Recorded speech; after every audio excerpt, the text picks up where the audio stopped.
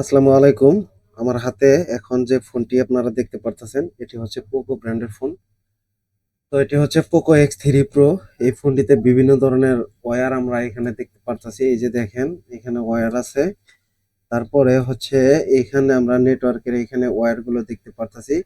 তো এই ফোনটি হচ্ছে মাঝে মধ্যে বন্ধ হয়ে যায়, আবার ২-৪ দিন ওইভাবে রেখে দিলে তারপরে চার্জে দিলে আবার অন হয়। আবার এইখানে আমি আরেকটা জিনিস দেখতে পারতেছি, সেটা হলো যে বোর্ডটি ফিজিক্যালি ড্যামেজ আছে।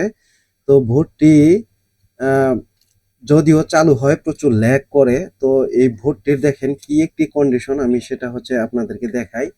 এটা আমি সরাসরি আপনাদেরকে মাইক্রোস্কোপের মাধ্যমে দেখানোর চেষ্টা করব, কারণ হচ্ছে যে এই জিনিসগুলো মাইক্রোস্কোপে না দেখাইলে আপনারা সেটা বুঝতে পারবেন না। তো দেখেন এখানে মাদার বোর্ডটি, যে এই বোর্ডটি কিন্তু এখানে ফিজিক্যালি ড্যামেজ, মানে এখানে একদমই ভাঙা রয়েছে। আর এখানে দেখেন কি একটি পরিবেশ, মানে একটি নোংরা পরিবেশের মধ্যে রয়েছে। তো এই ফোনটি যথাযথভাবে আমাদেরকে ক্লিন করতে হবে এবং কি এই ফোনটি সচল করতে হবে। তো এই অবস্থাতে কতদিন আগে রিবোলিং করেছিলেন আমি সেটা জানি না। হয়তো অন্য কোনো ভাই এই ফোনটি রিবোলিং করার চেষ্টা করতেছিলেন বা করতেছিলেন। তো দেখেন এখানে হিউজ পরিমাণ ময়লা বা পেস্ট এখানে কিন্তু আমি দেখতে পারতাছি। আসলে এই পরিবেশের মধ্যে কাজ করতে গেলেও কিন্তু নিজেকে একটু আনইজি ফিল মনে হয় বা একটু কিরকম জানি লাগে, ভালো লাগে না বিষয়গুলো। তো এই ফোনটার সিপিইউটাকে নতুন করে আবারও রিবোলিং করে দেখবো যে এই ফোনটিতে যে অন অফ জনিত প্রবলেম রয়েছে এবং কি হঠাৎ করে বন্ধ হয়ে যাওয়া, তারপরে হচ্ছে ফোনটি ল্যাগ করা, এই প্রবলেমগুলো সলভ হয় কিনা এই বিষয়টি হচ্ছে আমি আপনাদের সামনে আজকে উপস্থাপন করব। সেটা হলো যে আমি এখান থেকে দেখে নিব যে এই বোর্ডটিতে অন্য কোনো ধরনের প্রবলেম আছে কিনা বা কোথাও কোনো শর্ট সার্কিট রয়েছে কিনা। তো এই ফোনটি হচ্ছে চার্জিং জনিত প্রবলেমও কিন্তু এখানে রয়েছে। তো এই বিষয়টি হচ্ছে আমরা সবসময়ই 100% একুরেট হয়ে কাজগুলো করার চেষ্টা করে থাকি।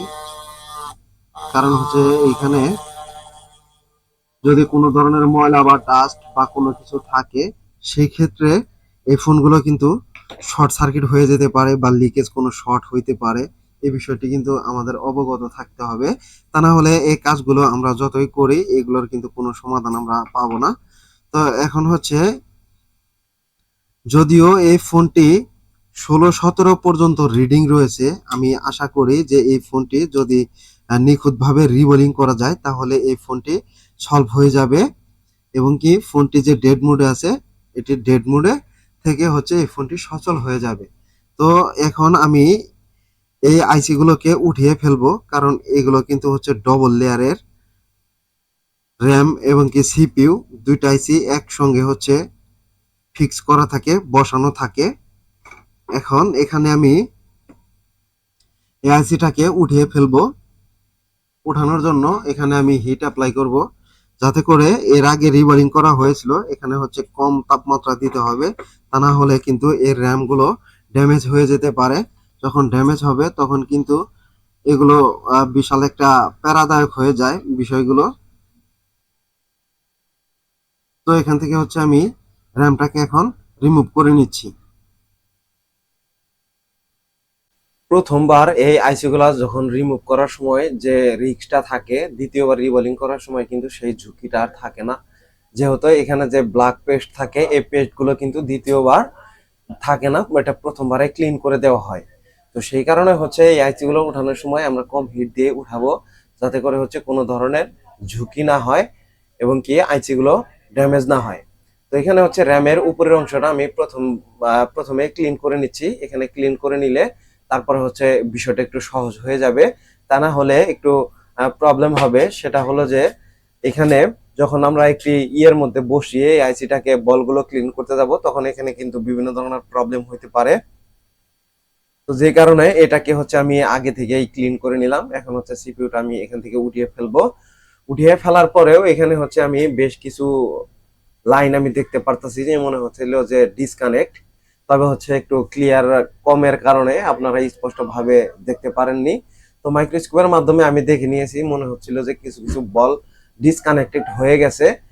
তো সেই কারণেও কিন্তু এই প্রবলেমটি হইতে পারে। আর এই আইসিটার সিপিইউ আইসির চারপাশে যে দেখেন কি ধরনের লিকুইড পেস্ট এখানে হচ্ছে ময়লা গিয়ে এখানে কি ধরনের একটি পরিবেশ এখানে রয়েছে, এখানে যথাযথভাবে ক্লিন করে দিতে হবে। তা না হলে এই ফোনটি ভালো না চলার কারণ কিন্তু সেটিও হতে পারে।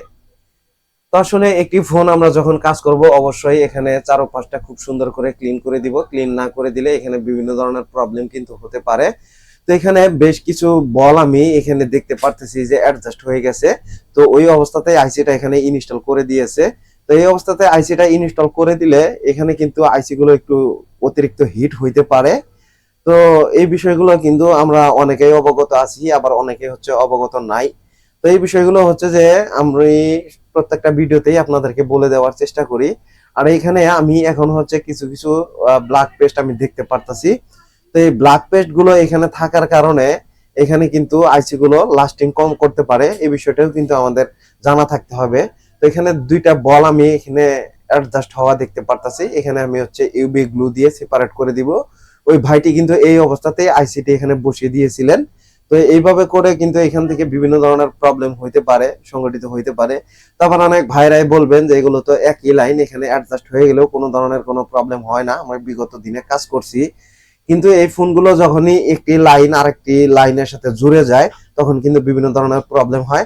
আর এখানে সিপিইউ আইসিটা কিন্তু দেখেন একটু কিন্তু এখানে ফিজিক্যালি ড্যামেজ আমি দেখতে পারতাছি। আসলে নিখুঁত ভাবে কাজ করাটাই হচ্ছে যে খুব গুরুত্বপূর্ণ বিষয়। তো অনেকে চিন্তা করেন যে ভাই আপনারা বিলগুলো বেশি নেন, আমরা আসলে বিলগুলো কেন বেশি নেই এই বিষয়টা হচ্ছে আপনাদেরকে যদি বলি।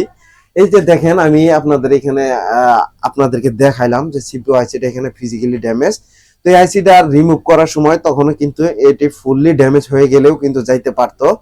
তো আসলে যে ভাই কাজটি করেছে ওনার হাতের অ্যাক্টিভিটি যথেষ্ট ভালো, তা না হলে ফোনটি কিন্তু চালু হইতো না।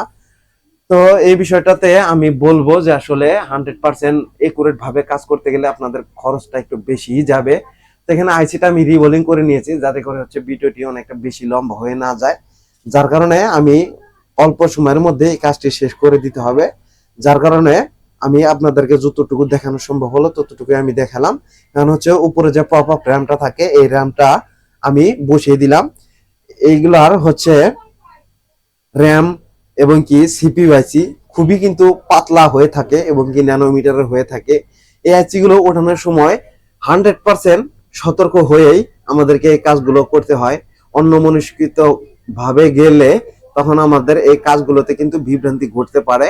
আর এই বোর্ডটিতে আমি এরকম একটি পরিবেশ দেখতে পারলাম যে এই মাদার বোর্ডের চারপাশেই হচ্ছে বিভিন্ন ধরনের ফ্লাক্স পেস্ট বিভিন্ন কিছু রয়েছে। তো এগুলোকে ক্লিন করে দিলাম। এখন আইসির উপরের যে ঢাকনাটা থাকে এই ঢাকনাটা কিন্তু এখানে নেই, এখানে আমি হচ্ছে সুন্দর করে করে দিলাম হিটসিং টেপ দিয়ে। এখানে আমি থার্মাল পেস্ট ইউজ করে দিব যাতে করে হচ্ছে এই আইসি গুলো যথাযথভাবে কাজ করে, কোনো ধরনের প্রবলেম না হয়। এখন আমার আইসি গুলো রিবোলিং করা শেষ হয়ে গেল এবং কি মাদারবোর্ডের সমস্ত কার্যক্রম শেষ। এখন এখান থেকে আমি হচ্ছে ক্যামেরাগুলোকে এবং কি এক এক করে এক্সটার্নাল যে পার্টস গুলো এবং কি বিবাজ লাইনের যে জাম্পার রয়েছে সেটাকেও আমি কানেকশন করে দিলাম। কানেকশন করে দিয়ে এখন আমি দেখবো যে ফোনটি স্বয়ংসম্পূর্ণভাবে চালু হয় কিনা। তো ফোনটিকে চার্জে লাগিয়ে দিলাম, আলহামদুলিল্লাহ ফোনের লোগোটি কিন্তু রয়েছে।